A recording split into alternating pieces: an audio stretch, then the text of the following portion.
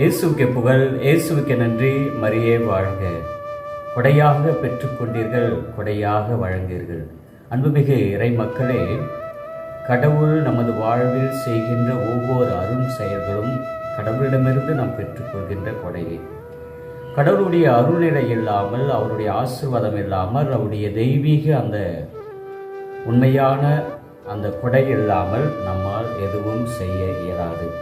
யார் ஒருவர் நான் எதை செய்தாலும் அது நானாக செய்யவில்லை, இறைவனுடைய கொடையால் நான் செய்கின்றேன் என்பதை உணர்கிறார்களோ அவர்கள்தான் இறைவனை ஒவ்வொரு நாளும் அந்த செயலின் வழியாக கடவுளை மாட்சிப்படுத்த முடியும். ஆண்டவர் இயேசு கிறிஸ்து தன்னுடைய இந்த மண்ணுலக வாழ்வில் தான் செய்த எல்லா செயல்களையும் தந்தைக்கு அர்ப்பணித்தார்.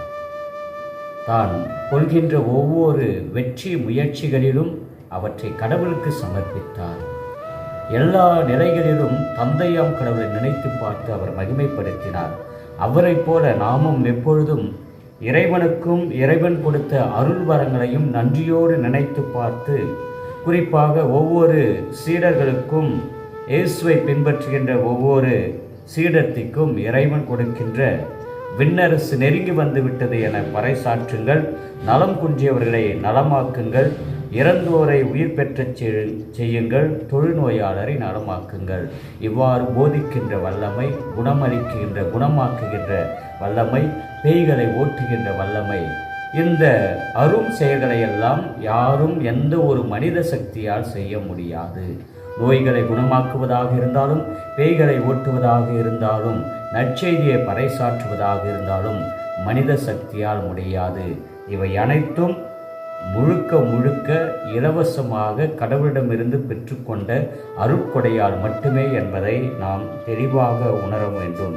எனவேதான் அப்படிப்பட்ட இலவசமாக பெற்றுக்கொண்ட அந்த நற்செய்தி பணியை, அந்த இறைப்பணியை நாம் செய்யும் பொழுது அங்கே பணத்திற்கோ அல்லது இந்த உலக செல்வத்திற்கோ அதிக முக்கியத்துவம் கொடுக்காமல் இறைவனுக்கு, இறை தந்தைக்கு, இறைவனுடைய அந்த இறைப்பணிக்கு முக்கியத்துவம் கொடுக்க வேண்டும் என்பதைத்தான் நீங்கள் அப்படி அந்த இறைப்பணியை செய்யும் பொழுது கொடையாக கடவுளிடமிருந்து பெற்றுக்கொண்ட அந்த நற்செய்தி பிறருக்கு வழங்கும் பொழுது, நீங்கள் செல்லும் பொழுது பயணத்திற்கு பையோ, 2 அங்கிகளோ, மிதியடிகளோ, கைத்தடியோ எதுவும் எடுத்துக்கொண்டு போக வேண்டாம்.